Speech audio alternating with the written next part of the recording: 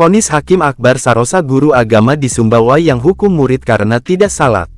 Ingat dengan Akbar Sarosa, seorang guru SMKN 1 Taliwang, di Sumbawa, Nusa Tenggara Barat NTB, yang dilaporkan wali murid kini telah divonis hakim.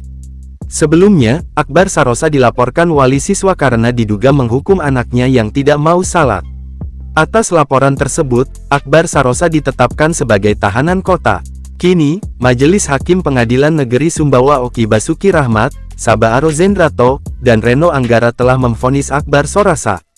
Akbar divonis selama 3 bulan penjara dengan masa percobaan selama 1 tahun, disertai denda sebesar 2 juta rupiah subsidiar 2 bulan kurungan, dan dibebankan biaya perkara sebesar Rp2.500 di Ruang Chandra, Rabu tanggal 22 November tahun 2023. Akbar dinilai bersalah secara sah dan meyakinkan melakukan tindak pidana penganiayaan terhadap anak muridnya sendiri, anak korban, sebagaimana diatur dalam Pasal 76C Jo Pasal 80 Ayat 1 Undang-Undang Nomor 35 Tahun 2014 tentang Perlindungan Anak.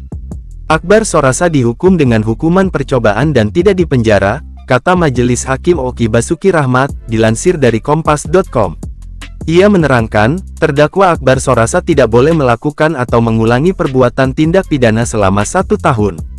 Jika dalam jangka waktu 1 tahun terdakwa kembali melakukan tindak pidana, maka Akbar akan menjalani hukuman 3 bulan penjara dan subsidiar 2 bulan penjara serta pidana pengganti sebesar 2 juta rupiah, terang Oki. Sebelumnya, Jaksa Penuntut Umum JPU Kejaksaan Negeri Sumbawa Barat menuntut Akbar Sarosa selama 3 bulan penjara dan subsidiar selama 2 bulan penjara atau membayar denda 2 juta rupiah. Hal itu disampaikan JPU Kejari Sumbawa Barat, Armeinda Pradita Utami di ruang sidang Chandra.